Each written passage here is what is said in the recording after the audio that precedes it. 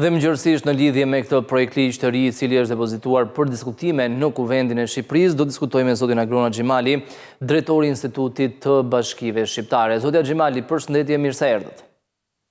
Mirëmëngjes, faleminderit. Mirëmëngjesi.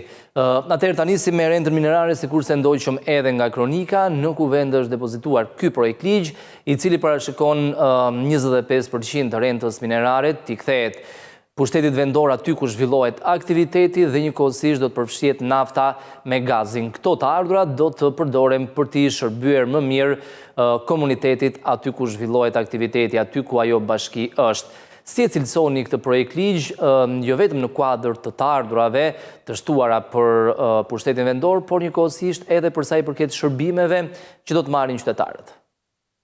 Jam tepër i gëzuar për këtë lajm. Pse jam tepër i gëzuar? Sepse para disa vitesh në pozitat e mia si drejtor ekzekutiv i shoqatës së bashkive, bashkë me kolegen time zonja Farici nga shoqata për autonomi vendore, si dy organizata që përfaqësonin të zgjedhurit vendor, kemi hartuar një qëndrim politik në emër të zgjedhurit vendor, duke i kërkuar qeverisë që renta minerare nga 5% që është aktualisht të kalojë në 25% dhe në një fazë më të vonshme me dinamikat e zhvillimit, me konsolidimin e ekonomisë qendrore dhe lokale të kalonte 50 me 50%. Pra jam shumë i gëzuar që ky dokument politik është i hartuar nga ana ime në interes të bashkive, por realizohet dhe ky përbën një lajm të mirë. Uroj të nxirret ku atë përfundojnë aktet rregullatore dhe të futet në fuqi, besoj bie nga viti i ardhshëm, por rëndësi ka që vendimi është në proces dhe kjo gjë do sjellë një ekonomi më të shëndetshme për njësitë e qeverisjes vendore, një shpërndarje të mirës publike kombëtare më mirë dhe një ngarkesë e kësaj të mire publike e këtyre të ardhurat të ngelet aty ku prodhohet. Është një lajm shumë i mirë. Zotja Xhimali, pavarësisht se është propozuar nga deputetë e opozitës zoti Leskaj, mendoni se ka ardhur edhe momenti për shkak të shumë proceseve që po bën politika, shoqëria jonë, mendoni se ky ligj do të merret parasysh, do të votohet në Kuvendin e Shqipërisë? O Lidion, duhet të jem krejt i sinqert me ju. Unë kam bashkëpunuar ngushtë me zotin Leskaj në këtë aspekt. Po, kam bashkëpunuar, i kam dhënë informacione, ai na ka ndjekur në takimet e komisionit, është një deputet shumë i mirë dhe shumë i dashuruar pas çështjeve të pushtetit vendor. Na ka ndjekur në komisione dhe vërtet iniciativa e tij, pavarësisht se gjërat në Shqipëri shikohen për çdo herë që flet apo edhe për mënyrën e të menduarit konsiderohen politike majtas apo djathtas, unë mendoj që duhet të merret në konsiderat. Ka propozuar zoti Leskaj, po mos harrojmë që siç thash pak më parë në atë dokumentin politik të 3-4 viteve më përpara kanë firmos kryetarët e bashkive socialiste dhe kryetarët e bashkive demokrate. Pra interesi është i përpara. Sigurisht është. Ai nuk Xhep nuk është as kryetar bashkie, është një deputet, një ligjvënës shumë i mirë, shumë aktiv, e bën për të mirën e përgjithshme pavarësisht se është i opozitës. Unë i uroj sukses zotit Leskaj dhe më bëhet shumë qefi që po e konkretizo dhe ftoj komisionin ta mbështesi dhe qeveria gjithashtu ta mbështesi dhe të votohet në parlament. Tek e fundit shumica e bashkive janë të Partisë Socialiste, kështu që interesi është jo vetëm politik, por mbi të gjitha i qytetarëve. Ajo është për qytetarët, se sot janë socialiste, nesër bëhen demokrate, apo nesër përzihen, bëhen mozaik, kjo nuk ka rëndësi. Rëndësi ka që ato para, ajo rent me 25% shkon në të mirën e qytetarëve aty ku janë ato, aty ku prodhohet renta. Aty mbulojnë kostot mjedisore, të gjitha impaktin negativ që prodhohet atje mund të amortizohet me këtë 25% më shumë se sa me ato 5%. Lajm shumë i mirë, i ftoj të gjithë ligjvënësit ta mbështesin zotin Leskaj. Renta aktuale, zotja Xhimali, në nivelin e 5%, pse nuk ishte efikase për njësitë e pushtetit vendor? O Lidion, shiko, bashki duan më shumë para për hir të së vërtetës, nevojat reale janë të tilla. Lidhur me efikasitetin, ajo vërtet kisha të vlerën 5%, por në shumicën e tyre kishte shumë probleme të mblidhesh, të argëtohesh. Duhet të mbaje rekorde me drejtoritë e tatimeve dhe të doganave në pikën fundore. Po, në Shqipëri jetojmë, ne kuptojmë burokracinë, kuptojmë evazionin, kuptojmë mungesën e transparencës, ndonjëherë dhe të korrupsionit, dhe bashkitë ishin shumë të zbërnyera nga mënyra se sa përfitonin. I referohemi si institucion, por renda ka atë vlerën edhe diçka më shumë, pra se provohet në këtë në atë njësi vendore. Në këtë njësi vendore, impakti, negativiteti, eksternalitetet në natyrë janë këtu, në këtë zonë, ndërsa përfitimi është minimalist. Pra, është një... Shiko... Shkaktohet dëm dhe nuk shpërblen ata që... Nga kjo është më pozitive për qytetarët, pavarësisht se ne i referohemi se përfiton bashkia si institucion, se ajo po për qytetarët do ta çojë, por gjithë ekonomia lokale mund të marrë një dimension tjetër. Në aspektin social, në aspektin mjedisor, qytetarët do ndjehen nga pikpamja e perceptimit social, do ndjehen më të relaksuar, se të thonë vërtet, tu tek ne provohet kromi, ka ndotje nga kromi, por edhe masat që vinë për të amortizuar këto negativitetet, janë më të shëndetshme kur qeveria kthen një pjesë të madhe të parave në ato zonë. Zotja Xhimali, e referuar edhe eksperiencave ndërkombëtare, sepse e supozojmë për një moment që çështja e rentës 25% do të jetë e kryer. Ku duhet shkojnë këto investime në këndvështrimin tuaj, referuar edhe eksperiencave që mund të kemë vendet e tjera? Shumë e bukur. Tash kjo është thelbi në fakt. Më e rëndësishëm se sa 25%, nëse do të është aftësia e bashkive që këtë mjet të burim financiar, ku do ta çojë? Shiko,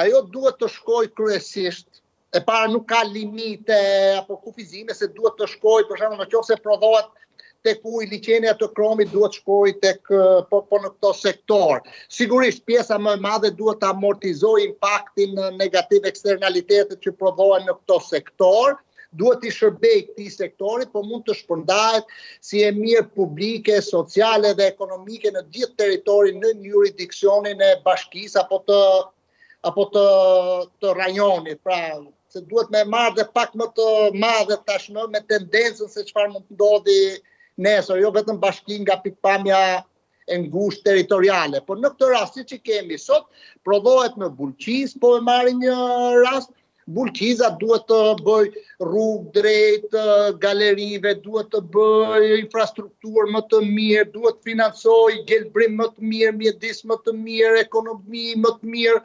shkolla, çerdhe, pra duhet përmirësoj dimensionet sociale të atyre që punojnë edhe ndikohen nga puna në minierë. Pra, unë mendoj që këto janë sektor, këto janë fushat ku duhet të jetë prioriteti në përgjithësi, por kjo varet nga bashkia në bashki, sipas natyralitetit, problematikës që kanë bashki të ndryshme. Do jenë më efikase këto para, zotja Xhimali, sepse nga 5 në 25% renta minerare përkthehet në më pak para në buxhetin e qeverisë qendrore, në buxhetin e shtetit, janë më efikase të menaxhohen nga bashkia që e njeh shumë mirë territorin e saj, apo mund ta bëj këtë gjë ose më saktë mund ta bënte deri më tani qeveria qendrore? Shiko, shumë bukur më pyet në fakt, dhe kjo është në një farë mënyrë edhe dileme dhe çështja e vullnetit politik, se si vendos ti grumbullosh parat kombëtare dhe ti ndash ato. Një formë është kjo që kemi pas deri sot, po thuar se që për rentën e mbledh qeveria dhe kthej një përqindje mbrapa tek bashkitë. Në kuadër të autonomisë financiare, të decentralizimit, të asaj që duan bashkitë të forta, duan ato të kenë autonominë të shpërndajnë vetë, mbledhin vetë, ne kemi thënë që të shkojë tek bashkia. A është bashkia efikase dhe e apti shpërndaj? Tash çështja shtrohet kur ajo shpërndan në 1 miliard euro në vit nga burime tjera mund të shpërndaj dhe kaq disa milion euro më shumë. Por praktikat të ndryshme janë në vendet të ndryshme kanë praktika të ndryshme, ka dhe modele të tjera në tërësi, në fakt kur vjen puna tek decentralizimi fiskal ose sistemi fiskal i qeverisjes vendore. Ka modele që e gjithë pra të ardhurat kombëtare lidhen kryesisht një pjesë më e madhe e tyre nga qeveritë qendrore apo federale dhe ndahen pastaj tek bashkitë. Ka raste të tjera që i gjejmë të miksume dhe ne kemi të miksume, por anojnë nga decentralizimi përgjithsisht Shqipëria, por ka raste të tjera që kanë më shumë pavarësi. Buxheti qendror ju jep një pjesë nga taksat kombëtare dhe federale, pjesën tjetër bashkitë e sigurojnë vetë. Kjo është pastaj në vullnetin se si politika qendrore apo cili modeli përshtatet naturalitetit, kulturës, historisë të vendit tonë. Nuk kam në i merak personalisht, shiko, tashti ne jemi fut në i fazë të re të reformës territoriale në fakt, edhe pyetja që ju më boni më tepër ka një vlerë jashtëzakonisht madhe për mënyrën se si do të jetë pas zgjedhjeve të ardhshme sistemi i qeverisë vendore dhe sepse ne mund të diskutojmë këtu për numër bashkish për sistem territorial, por këto element sistemit fiskal e financiar janë shumë më të rëndësishme se sa harta territoriale. Pra, si do jetojnë këto bashki nga do i nxjerrin të ardhurat? Qëllimi është sigurimi ose mbledhja e më shumë të ardhurave dhe kthimi i këtyre parave që grumbullohen në shërbime për komunitetin. Zotja Xhemali, edhe disa pyetje në lidhje me disa propozime që Instituti i Bashkive të Shqipërisë ka bërë për sa i përket indeksimit të pagave për pushtetin vendor. Propozohet që 50% e kostove të kësaj shtese të mbulohen nga qeveria qendrore. Kam probleme bashkit në vendin tonë, pra e kanë pamundur ta mbulojnë vetë të kosto dhe nevojitet më shumë mbështetje nga qeveria qendrore? E para pa diskutim që kanë nevojë, e dyta shumë mirë që qeveria për këtë ndodhi indeksimi në përgjithësi rritja e pagave nga indeksimi i diferencës 400 me 500.000 të pagës minimale shumë mirë, është rrit ekonomia, do rriten pagat, ky sigurisht është gjë shumë e mirë, por problemi tjetër është që bashkitë në planet e tyre apat mesme të artimit të buxhetit nuk kishin parashikuar që do ndodhte kjo dhe kjo i gjej bashkitë të paprigatitura si duhet, se kanë të parashikuar, ato mund të bëjnë çfarëdo manovrash dhe ndryshimesh, po sasia e parave kjo është. Në këtë aspekt unë mendova që këto bashki janë në vitin e fundit apo në mandatin e fundit, këto të zgjedhur kryetari dhe këshilltari janë një vit para zgjedhjeve, janë në atë presionin e madh edhe të pritshmërisë për reformën territoriale dhe unë mendova si institut me ekspertët që për të mos krijuar vakume të tilla edhe stresin psikologjik, stresin administrativ, por dhe mungesën e shërbimeve nga transferimi i kësaj, nga kompensimi nga të ardhurat e bashkisë i këtij indeksimi, mendova që si propozojmë qeverisë që një 50% t'ju ambuloj qeveria, 50% vetë bashkitë. Kjo do sillte një frymarrje më të mirë për bashkitë, do ishte një qasje më shëndetshme edhe për ekonominë e bashkisë, po do ishte edhe një solidaritet institucional midis dy pushteteve.